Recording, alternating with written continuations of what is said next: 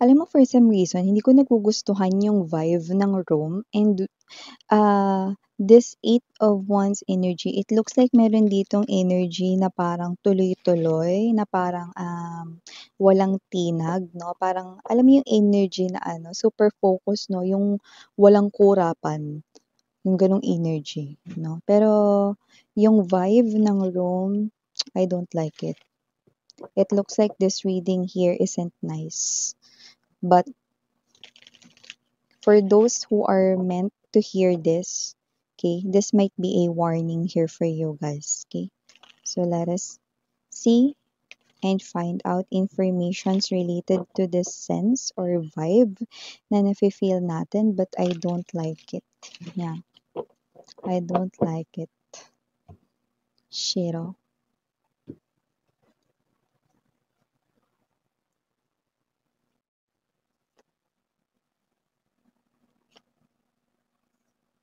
Oh, Hmm, masama ito. Kasi it looks like justice right here 'no, is iniipit 'no.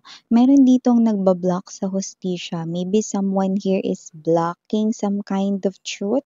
It looks like this is something here na parang motibo, yeah, I'm getting that word 'no. Parang meron talagang motibo itong energy na 'to 'no. That's why iniipit niya rito yung justice energy 'no. So I do pick up that there's something here 'no, na parang meron ditong energy ng I don't know, but this is something here really strong, no? The intensity is really high. So, ito ay nakikita ko na talagang hindi niya rito pinagsisisihan at mukhang tinutuloy niya ito, no? So, let us see kung sino man ito. Okay, so we have, whoa, look at that. We have here the Queen of Wands in reverse, the Mastermind. So, kung sino man tong energy na to, wala tayong gender dito mga babes, no? But it looks like there's something here, no? Na parang nangyayari 'no, na parang dapat ay maitama 'no, isang bagay rito 'no, na maaaring itong tao na 'to 'no, ang umiipit rito ng hustisya 'no. Itong tao na 'to ay tinatago rito ang katotohanan 'no. So, it looks like itong tao na 'to ay may motibo 'no, puwedeng sa'yo. So, let us see more. We have here this, oh, it looks like it's a love relationship right here, but it looks like the Ten of Swords is in reverse right here. Lover's energy. Okay. Wow. Diba?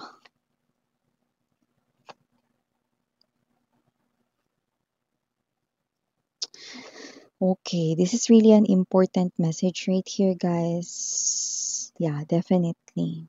Okay. Hindi talaga ito ang oras na dapat magpatumpik-tumpik tayo, boom, kara-karaka. Minsan kakasabi mo lang, eh. So, yun nga 'no, yeah, mga babes, wala tayong gender dito, babae, lalaki, LGBT, everybody welcome. Puwede rin pong i-switch yung mga roles dahil possible talaga magkapalit-palit kasi general reading ito.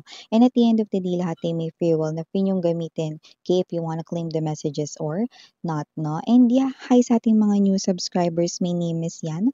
Welcome. Sa ating returning tambayers, thank you so much sa inyong walang sawang patronage at love and support for me. At kung hindi niyo pa knows mga babes, meron pa tayong main channel, ang The High Priestess, no? Ang link niyan ay down below sa ating description box. So if interested, just click lamang yung link na yan at kayo mapupunta na dun sa ating main channel kung saan nag-upload din tayo ng collective readings araw-araw. That's for all signs. And of course, kung hanap ninyo ay reading per zodiac sign, meron din po tayo din, no? Doon, no? So, yeah. Okay, timeless tayo dito, no? Pwedeng ito ay nangyayari na, pwedeng nangyari na, pwedeng mangyayari pa lamang, but it looks like 'no, meron ditong energy 'no, na iniipit yung katotohanan 'no. Pero alam mo, kung sino man 'to, ginugulo lang kayo nito ng person mo. Iniipit niya ang person mo dito 'no, at siya ay may tinataglay rito na kasinungalingan. Pero masama ito, alam mo kung bakit? Kasi with this Ten of Swords in reverse energy, Lover's card right here 'no, and there's this Five of Cups. It looks like 'no, yung mga proofs, yung mga evidences 'no, lahat ay pointing to your person na nangangaliwa siya, nagtataksil siya with this mastermind right here, Queen of Wands in reverse, wala tayong gender 'no, pero those are just false proofs.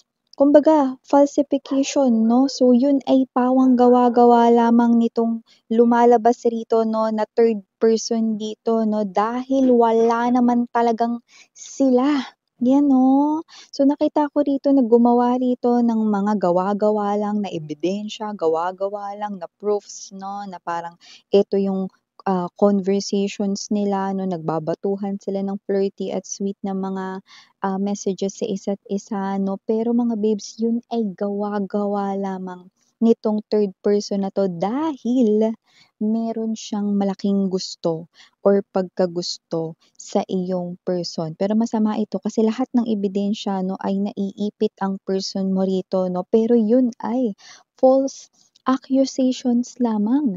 Yun ay hindi totoo at itong person mo na 'to 'no is parang siya 'to na nalulungkot dito dahil wala siya ritong magawa dahil lahat ng mga ebidensya ay parang naiipit siya. Okay. So, parang ito ay mga bagay na gawa-gawa lang. Let's say, kung katrabaho niya ito 'no or kaibigan 'no, may pictures na magkasama sila dito or whatever 'no, pero wala lang talaga 'yun 'no.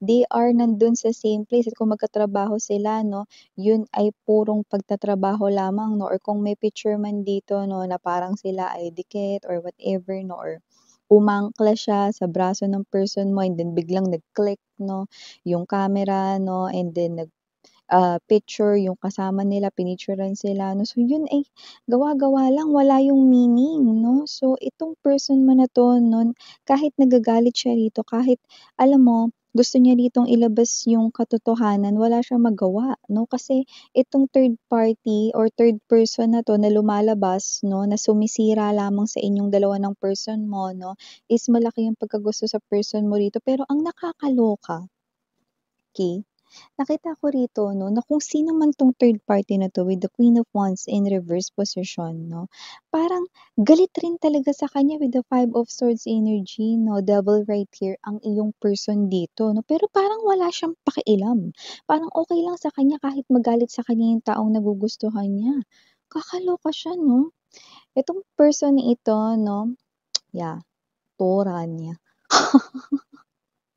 Crazy, baliw na talaga ito 'no, kasi tingnan mo naman 'yan, 'di ba kapagka yung taong gusto mo 'no is naiinis or galit sa'yo 'di ba parang malungkot ka din, parang gusto mong baguhin yung sitwasyon 'no, na hindi na siya magalit sa'yo or whatever 'no, pero siya okey lang, okey.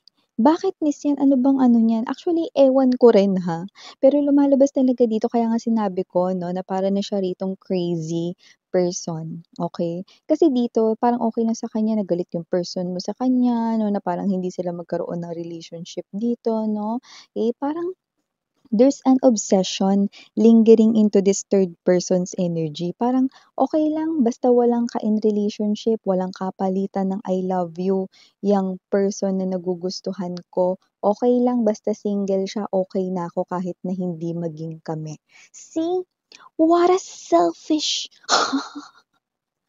and nonsense reason, 'di ba? So the tower energy 'no, this is something here na gumulantang sa inyo, nagpa-shock sa inyo ng person mo pareho 'no, na ito ay naglabasan na lang 'tong mga pictures na 'to at itong person na 'to 'no, puwedeng sinasabi niya rito mismo galing sa kanyang bibig or labi na may relasyon sila pero wala. Naku, sinisira niya lang ang matibay at maganda ninyong samahan dito dahil malaki ang pagkagusto niya sa iyong person, ayan 'no. Pero alam mo may clue rin akong nakukuha, maaaring itong tao na 'to specifically, mayroon akong sign na nakukuha, possible na siya ay may pagka-chubby or medyo malaman, 'yan 'no, or puwede rin na siya ay mataba, okey, sa kanyang body build 'no. Kung sino man 'tong energy na 'to 'no, naku sobrang laki ng pagkagusto niya sa person mo 'no, na sa sobrang laki nito para na siyang luka-luka. Or loko-loko dito 'no, na parang mantakin mo okey lang daw kahit na hindi maging sila at kahit galit pa yung person mo sa kanya 'no, okey lang basta lang talaga 'no walang maging ka-in relationship ang person mo kaya nga sinisira nila kayong dalawa dito 'no. Tapos nakakaloka, meron pa ditong energy kaya nga sinabi ko sa inyo baka sinasabi rin niya 'to ng harapan 'no.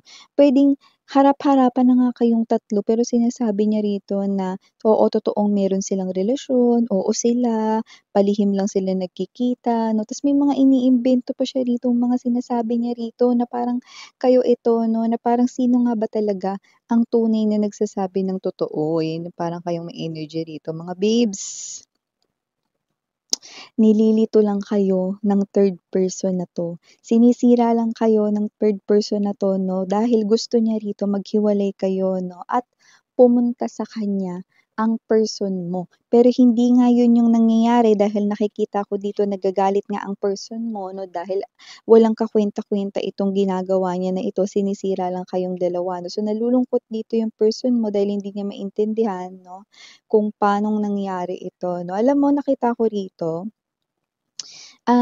may energy yung person mo na parang pinagsisisihan niyang kinaibigan niya 'yan.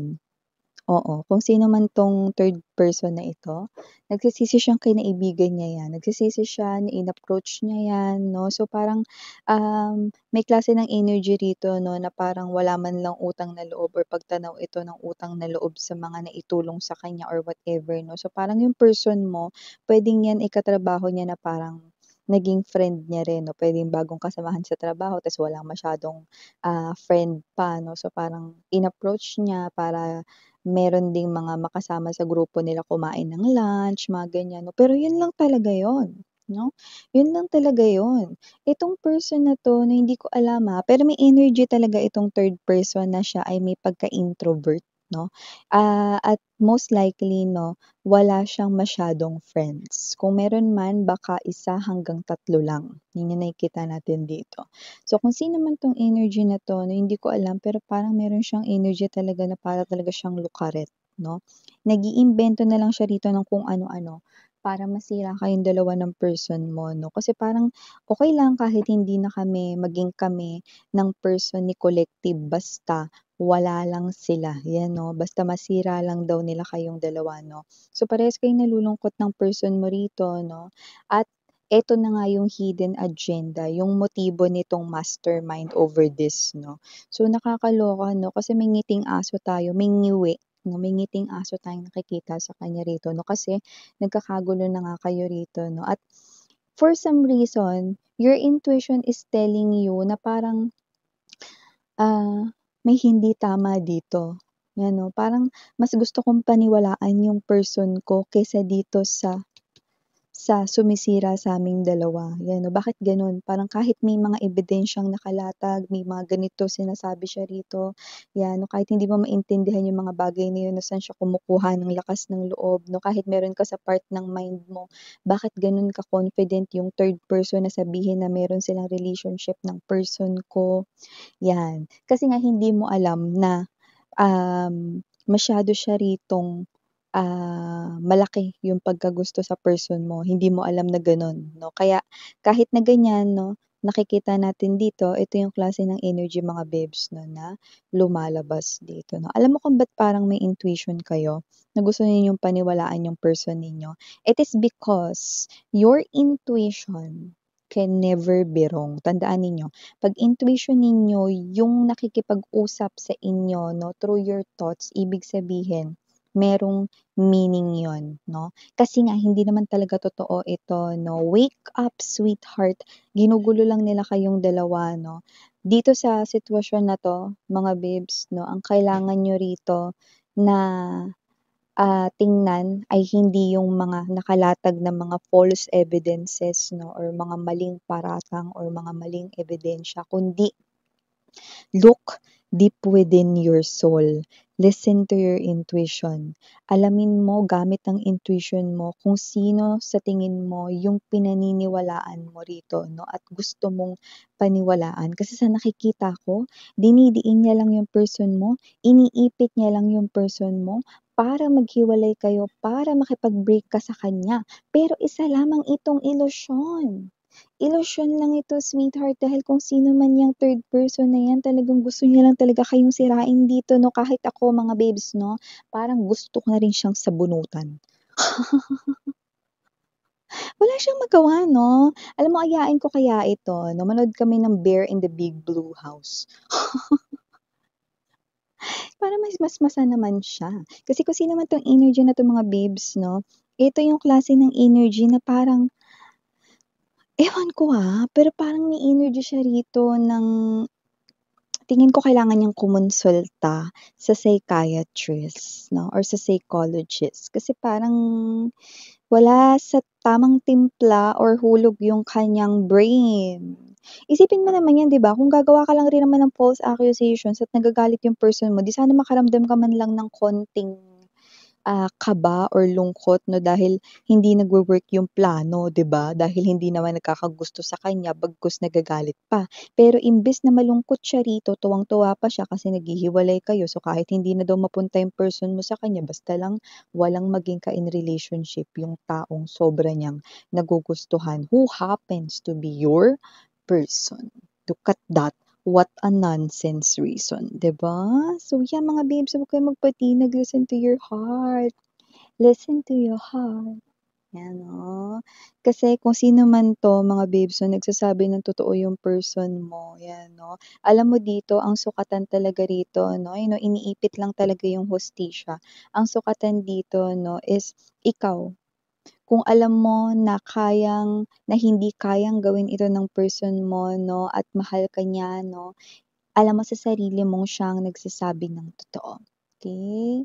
So, I leave it all up to you. So, yeah, ito yung ating mga messages right here for you guys this Sunday. Thank you so much. Sarang Heyo, love and light. Annyeong.